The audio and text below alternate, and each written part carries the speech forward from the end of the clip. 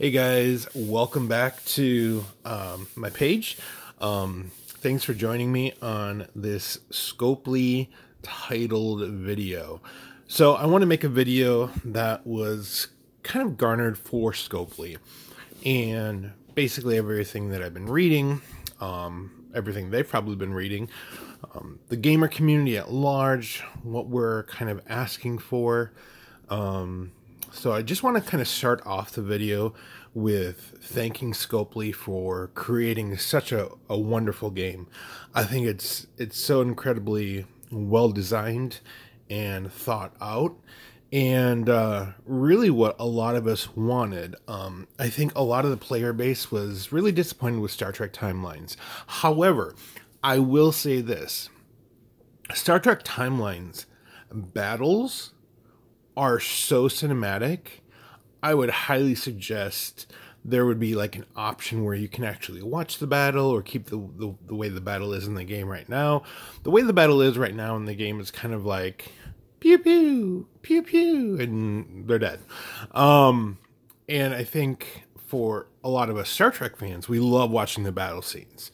So if there was like an option where you can kind of switch that off and you can actually watch the cinematic or engage in that, use your officers, figure out when to fire torpedoes, figure out when to fire phasers, I think that would add a lot of context to the game, much more than it is right now. So, and I know that's a huge developer issue. It is a feat to have a mobile game that is MMORPG. So one thing I want to talk about is base protection. How do we protect our bases from being raided? Because so many people in this game are crying for a PvE option only.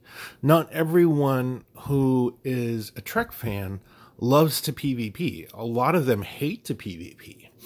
And so I was thinking, if you can't create a PvP server and a PvE server, much like WoW does, then figure out a way to make it more safer for those PvE focused players to kind of play their game.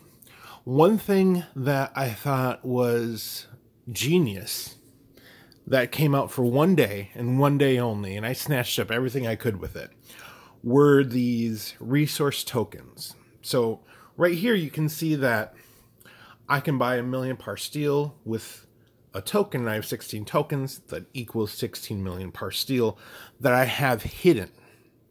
That means that those tokens can't be raided. So, and people also can't see the total amount of par steel that I have. I mean, you can now because you're watching this video, but that's a moot point. There were 3 other buttons after this that allowed you to sell your resources for a token.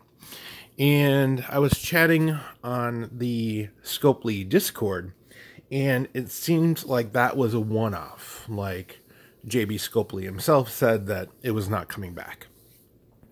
I would highly suggest, if the way it wasn't going to work, because I understand from the developer's perspective, you don't really want everyone right away locking up their resources, considering you have a PvP game and taking out the rating potential there. So I get that. Maybe instead of it being 5 par steel tokens you could buy in a 24-hour period, maybe it's 1. Or maybe it costs somebody something.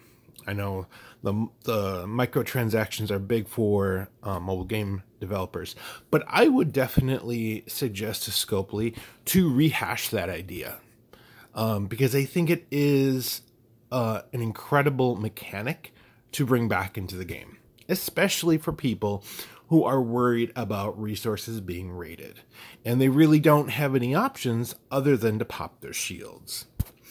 And that brings me to my next point. Shields. I'm popping shields. As you guys can kind of tell with me, my shields are always up. The moment it goes down, I put one up. If it's not up, I'm probably doing some raiding, and I don't really need it because I'm on the game. I'm watching my resources, watching my base to make sure it isn't going to get raided. So a lot of players get raided because they don't pop shields. And this is what I tell everyone in my alliance, all my friends. If you're going to be taking a phone call, pop a shield. If that phone call comes in, you hang it up, you pop that shield, you call the person back. You need to go to the bathroom, pop a shield. You need to put your phone down for a minute to stir something on the stove, pop a shield. You want to pop a shield anytime you are going to be away. If you don't pop a shield, assume you are going to get raided. However, now there's been a bug that several of my alliance mates, several of my friends have been talking about. Their shields mysteriously going down overnight. And from the best of my knowledge, it has to do with bug nodes, bug mining ships, people getting kicked off nodes. It's triggering a combat. The combat in effect is dropping the shield. And from the best that we can tell, some people are finding ways to use that to their advantage to take shields down of other bases. So what's even more concerning is that when I read the communication logs between the players and Scopely, and I'm actually reading it word for word. I'm not going based off of what people are telling me. Is that Scopely is basically saying, nope, your shield went down at this time, and the player goes, well, I was sleeping. And they're like, nope, it went down, sorry, and all those resources are gone. I mean, I think that's my biggest fear, is that my shields are going to be down overnight, and I'm going to lose all my resources. So going back to those tokens, that would kind of serve both purposes. Like if there is a bug with shields and Scopely can't figure out what's going on with it, people are using it to take advantage of other players, then introducing those tokens, even temporarily, would be a really good peace of mind for the player base to give Scopely the time to figure out what is going on with the bug with the shields. And that's the other thing, is like when we talk with Scopely in the Discord, it's wonderful. I would say JB Scopely is doing a very good job in his role on the Discord server as a Discord moderator for Scopely. When we contact Scopely, though, it's very much like contacting a call center. And I know Scopely knows about the player base and is engaged with the player base and is concerned with the player base. But the feedback we have for Scopely is it feels like we're calling into a call center via text message, of course. And our concerns are not being weighted. Like this is the concern. And if you want evidence, we can prepare all the screenshots, all the communication logs, everything that we have, but it kind of feels like it's just summarily being dismissed. And for a player base who is spending hundreds of dollars on your game, I myself spent over $500 this past weekend to get to level 26. And I found myself thinking about that, and I'm like, gee, what could $500 buy me? Was it worth it spending that much for the game?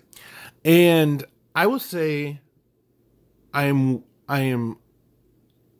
on the way to saying yes to that. And the reason I'm saying it that way is there's still bugs in the game. There's still a lot that needs to be discussed. Like there's rumors there's no content past approximately level 33. And a lot of us are starting to get to that point. There's also the point that the game is 95% PvP.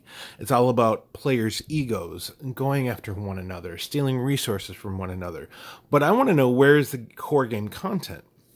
And I think the core game content that is created is so easily completed versus the amount of time that went into developing it. I think that's the core issue. One of the main games I play is Marvel Contest of Champions, and they have their monthly events, they have their arenas, they have their alliance wars, they have their alliance quests. You literally could live on that app for a month and complete maybe half of it. Now, the grinders, of course, are going to complete all of it.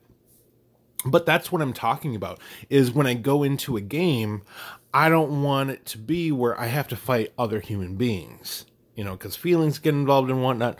I actually am focused more on my faction. So the end result of this video is my plea for Scopely to develop core content.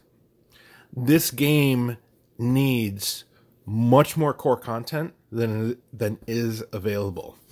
And I don't necessarily mean, add more missions, yay. What I mean is add more complex missions.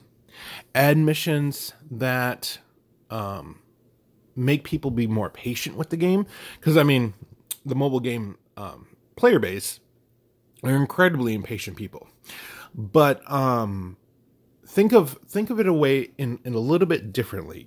Add the option to manually take control of your ship in a battle. I think that would take up a lot of time for the player to grind it out, and to have the option to just let it auto fight and do whatever it's going to do. But think about the game in that way. And I apologize if you've already started to do this and you're keeping it hush hush, because of course you don't want another business to kind of know what you're doing. But definitely share with us more. I've been watching your Twitter feed, and unfortunately is nothing positive. There's nothing positive at all. I love the big shout out you gave me today on my Twitter feed. That was awesome. I'm definitely going to keep on posting these videos. But at the end of the day, I'm not a player where I'm like, oh, F you, Scopely. I understand where you're coming from. It's not my first foray into mobile gaming. I've done a lot of research on mobile app developers. I understand a little bit of the management style, what comes into play, because the developers are just basic geeks, coders, people that really want to have fun with this game. But they're being managed by these huge companies who are saying, okay, we need short-term gains because we don't know how much longer this game is going to be around. And what I can tell you is that the Trek fan base and the gamer base, they will support you if they feel like you are supporting them. So if you go out on a whim and say, okay, we're going to lower the price points of the packages. Of course, you're going to have a lot of people who are like, oh, that's not enough, fix the bugs, blah, blah, blah. But the core gamers will be like, okay, that was pretty cool. We really appreciate that. Or if you add more difficult content, I think your frequency of adding content is actually really good. It's just the content is completed within 15 minutes, which took you probably about 6 weeks to create. So, as of right now, that's what I would have to say is listen to your player base, engage them in dialogue. I know that's the purpose of JB over on the Discord server, but I think that that he tends to get drowned out a bit. Find out more effective ways. Look at what the other app developers are doing, like Kabam with Marvel Contest of Champions. They have gone through hell and back, and I actually think they are now finally at the point where they're really receptive to their player base. But just keep that in mind. At the end of the day, we want to make sure that we're investing in a company that is investing in us. So with that being said, I'm going to end my rant there. Definitely click like, click subscribe, share my video if you like it. Share my video if you hate it. Post any comments that you have. I love reading comments, especially when I don't agree with that. But yeah, So, make sure you stay safe out there, have fun, and treat each other with respect that every gamer deserves. And make it a wonderful day. All right, thanks, guys.